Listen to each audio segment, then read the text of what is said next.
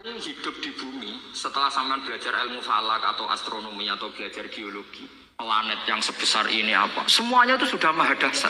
Gara-gara kita berpikir butuh kejadian yang aneh, ya gara-gara ingin kejadian yang aneh, mungkin lama-lama Anda ingin cari model hewan yang kepalanya itu di pantat, baru percaya kudrahnya Allah. Lama-lama kamu jadi dukun, seneng ular yang berkepala manusia, itu baru dasar. Nanti menjadi klinik.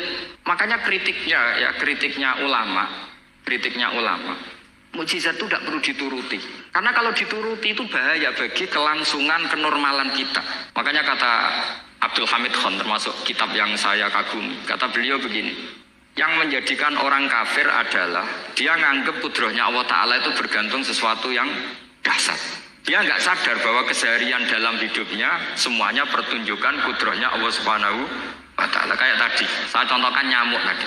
Inna woha la yastahi ayyadriba masalam ma. Terusannya ba'udotan fama foko. Kayak apa susahnya bikin nyamuk? Sudah kecil, punya alat kelamin, punya organ, punya urat.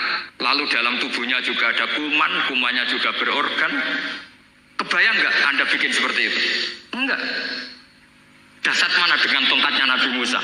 Sama-sama berstatus kita tidak mampu sama sekali. Dasar mana? Sama kan? Nah, itu yang diinginkan Rasulullah Shallallahu Alaihi Wasallam, dan Al-Quran menggiring kita cara berpikir begitu terus. Sehingga Quran cukup menghentikan wa ma min dabbatin fil ardi wala ta'iri yatiru bi janahihi illa umamun amsalu. Sebetulnya burung yang setiap hari terbang, yang setiap hari lewat Anda, itu semuanya bukti kekuasaan Allah Subhanahu wa Ta'ala. Tidak usah nunggu kejadian-kejadian super dahsyat. Terus keempat, korbannya para kiai, termasuk saya. Jadi nanti kalau saya tidak bisa haji terbang, wah tidak kiai, tidak bisa terbang. Tidak bisa kayak Harry and Potter misalnya gitu, tidak bisa kayak Harry. Jadi nanti kiai juga dituntut gitu, bisa terbang kayak Aladin. Jadi nanti repot. Semua kebenaran agama bergantung pimpinannya ini punya kedasatan itu. Akhirnya celakanya apa? Ada orang yang pura-pura dasar tapi penipu, kayak kasusnya Dimas Kanjeng. Jadi makanya nanti itu saya akan memberi penjelasan tentang apa? Mukjizatnya Al-Quran, kenapa disebut mukjizat paling dasar. Ini saya bacakan tag pokoknya ya, supaya sampean tahu. Ini tabaruk sama Imam Bukhari ya. Redaksi yang diriwayatkan Imam Bukhari, qala Nabi sallallahu alaihi wasallam. Ini ikut kitab Fadhailil Quran. Ma minal anbiya'i nabiyyun illa u'tiya minal ayat ma misluhu amana alaihil bashar. Wa inna ma kana alladhi utituhu wahyan awhahu wa ilayya fa arju an akuna aktsarahum tabi'an yaumal qiyamah. Jadi semua nabi punya mukjizat, yang lewat mukjizat itu orang dipaksa iman karena dahsyat tadi. Saking dahsyatnya terus cocok tidak cocok itu percaya. Tapi kata Rasulullah, mukjizat saya itu berupa wahyu, yaitu Al-Quran, dan saya berharap dengan mukjizat itu saya adalah nabi paling banyak pengaruhnya yaumal qiyamah. Maknanya paling banyak orang yang iman. Di sini dikomentari oleh syarahnya ya, oleh penyarahnya yaitu Ibnu Hajar Al-Asqalani. Ya saya baca Arabnya saja. Saman harus pura-pura paham jadi keren. Jangan minta saya terjemah nanti harus pura-pura paham. Bagus kok, mantas sababi komen bahwa minhum. Jadi bergaya orang kaya ya dikira apa? Kaya. Bergaya ulama ya dikira apa? Ulama. Nanti bergaya wali juga dikira wali. Saya baca ya, ini luar biasa menurut saya. Al makna annal mu'jizati al madiyata kanat khisyatan tusyahadu bil absor kana qoti soleh wa asa Musa. Wa mu'jizatul Qur'ani tusyahadu bil basirah. Jadi kayak tadi, kedasatan tongkat Musa itu karena apa? Laut kok bisa dibelah sebuah tongkat. Itu aneh. Kalau maknanya aneh adalah di luar kemampuan manusia, nyamuk lebih aneh. Kayak apa susahnya bikin organ apa? Nyamuk yang sekecil itu. Artinya bedanya apa? Tongkatnya Nabi Musa dengan pertunjukan nyamuk yang sama-sama mengarah satu titik, yaitu mengakui absolutisme kudrahnya Allah Subhanahu. Sama ndak? Sama. Sehingga umatnya Rasulullah tidak perlu ditunggoni mukjizat simsalabim. Cukup penalaran akal. Ini namanya basirah apa? Basirah. Ya jelas ya. Mohon sampean ra usah kepen roh kata Nabi Musa toh. Cekap melihat apa? Nyamuk. Ya sudah bagus, sudah maju, sudah keren. Ya jelas ya. Li'anna alladhi yushahadu bi'ainir ra'si yang qoridu bingkiradi musyahidihi walladhi yushahadu bi'ainil aqli baqin yushahiduhu kullu man ja'a ba'dal awali mustamirron. Sesuatu yang dipertontonkan lewat sesuatu yang fisik kayak tongkat Nabi Musa, itu yang percaya langsung tentu yang melihat. Setelah itu ada yang percaya, ada yang enggak. Bisa saja itu hoax, bisa saja macam-macam. Tentu yang nggak percaya tentu salah, ya kita sepakat. Tapi tetap saja yang nggak menyaksikan itu bisa saja nggak percaya, paham ya? Tapi logika kedahsyatan nyamuk, siapapun yang punya nalar percaya.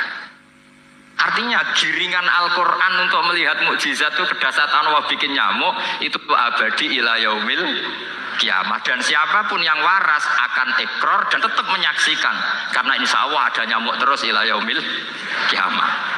Itu kan teman tidur kita, makanya kamu kompromi dengan nyamuk. Sekali-kali jangan dicaplek. Ini ayatnya Allah.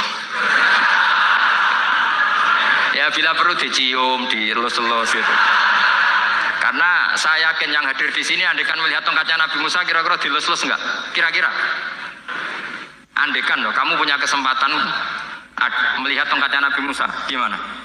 Dilus-elus, dikai mori. Dikai kembang 7 taman kan itu. Tapi kenapa nyamuk tidak kamu begitukan? Toh sama-sama ini ayatnya Allah yang luar biasa. Makanya ini ngaji di sini saya ulang lagi, sama tidak perlu merasa punya hak adami sama saya, karena saya memang buyut saya kandung itu orang Damaran, namanya Mbah Hafsah. Hafsah itu binti Maksum bin Soleh bin Asnawi Sepuh. Jadi saya ini termasuk turunan beliau yang keluar dari Kudus di Rembang. Karena mbah saya kandung itu sepupunya Mbah Sahal, sama Mbah Sahal ibunya Badiah ya putrinya Mbah Hafsah ini. Kalau ibu saya namanya Sofiyah ya putrinya Mbah Hafsah ini. Jadi kenapa saya cerita ini ya, memang Quran sudah terang-terangan ngendikan dzurriyatam ba'duha napa mimba. Jadi kekuatan dzurriyah itu luar biasa. Jadi kita menjaga harkat dan martabat para leluhur supaya ilmu ini terjaga. Jangan marisi gayane tok, bae alim terus putune pedita-pediti gak alim terus gak keren, menurut saya itu malu itu. Jadi marisi itu ya kalau putunya orang alim ya alimnya, jangan marisi mulyane. Orang alim terus mulya tok gelem dicucup itu gak keren menurut saya. Niru alimnya dulu baru sama-sama dicucup itu baru betul, Pak. Jadi ada aturannya. Saya teruskan. Sehingga Quran kalau menggiring mukjizat, ketika Rasulullah SAW dituntut kafir Mekah, kita tahu kan mereka nuntut apa misalnya? Lan nu'mina laka hatta tafjura lana minal ardi nabiyam bu'a au takuna laka jannatum min nakhili wa inabin fatufajjiral anhara khilalaha naba tafsira au tusqitas samaa kama zamta alaina kisafan au ta'tiya billahi wal malaikati qabila au yakuna laka baitum min zuhrufin au tarqa sama. Masih mereka bilang gini, walan nu'mina liruqiyika hatta tunzila alaina kitaban naqra'u. Mereka nuntut tuh, Muhammad saya percaya kamu Rasul, tapi syaratnya Mekah yang tandus sulap jadi kota yang subur makmur, menjadi jannah subur makmur. Atau begini saja Muhammad, kalau kamu gelo sama saya mangkel karena kita ada iman, turunkan saja azab. Kisafah minas sama, turunkan saja azab. Atau begini Muhammad, kamu kan bilang utusan Allah, kamu datang saja bersama Allah digandeng gitu, digandeng bersama Allah, diangkat tangan kamu, dimaklumatkan kalau kamu Rasulnya. Au ta'tiya billahi wal malaikati qabila. Karena mereka dengan logika yang salah, yang dikatakan mukjizat itu sesuatu yang seperti itu. Artinya kalau kamu berpikir mukjizat yang seperti itu, berarti Anda turunan kafir Quraisy. Anda turunan apa? Kafir Quraisy. Maka nggak boleh berpikir mujizat seperti itu. Nyatanya Allah cukup menjawab dengan ayat wa ma min dabbatin fil ardi wala ta'iri yatiru bi janahihi illa umamun amsalukum. Dijawab lagi inna fi khalqis samawati wal ardi waqtilafil laili wan nahar wal fulkil lati tajri fil bahr saturuse la ayatil liqaumi yakin. Semudah itu kita iman kedahsyatan kudrahnya Allah. Cukup melihat kerbau, kok bisa ya jaga populasinya, padahal nggak pernah dia seminar cara jaga populasi. Nyatanya tetap terjaga. Tanpa lamaran ya bisa jaga keturunannya. Tanpa sesar ya anaknya lancar. Tanpa sesar kan? Artinya mereka bisa. Karena di sini ada kudratullah. Ada apa? Ada kudratullah. Nah kalau iman seperti itu, Anda baru betul. Yaitu yang disebut Allah, ya tanazzalul amru bainahunna lita'lamu annallaha ala kulli syai'in qadir wa annallaha qad ahata bi kulli syai'in ilma. Semua urusan di alam raya ini hanya Allah ingin mempertontonkan bahwa saya kuasa. Jadi tidak perlu nunggu yang aneh-aneh. Sehingga andaikan saya ketemu Nabi Musa dan ketemu Rasulullah Muhammad SAW, pasti saya milih Nabi Muhammad sebagai ketua. Karena Nabi Muhammad yang bikin sarana iman dengan sarana yang seluas-luasnya, dan sarana ini tidak habis dan ada di mana saja, yaitu sarana ikrar bahwa Allah kudroh dan kudrohnya tanpa batas. Nabi bikin sarana apa saja, melihat langit, bumi, lautan, nyamuk, hewan, semuanya sarana untuk ikrar kudrohnya Allah Subhanahu wa ta'ala. Sementara Nabi Musa mempertontonkan hanya nunggu mujizat sing khariqun lil adat. Paham ya? Makanya wajar kalau Nabi bergelar Afdolul Ambiya Sayyidul Awalin wal Akhir. Karena memang lebih efektif cara menggiring supaya orang iman. Sekarang sudah tahu kenapa Nabi jadi Sayyidul Awalin wal Akhir? Sudah. Mungkin kemarin-kemarin tahu tapi gak tahu logikanya. Pokok iman. Lewat ke musola ngaji iman. Itu iman yang kurang betul itu, karena tanpa nadur.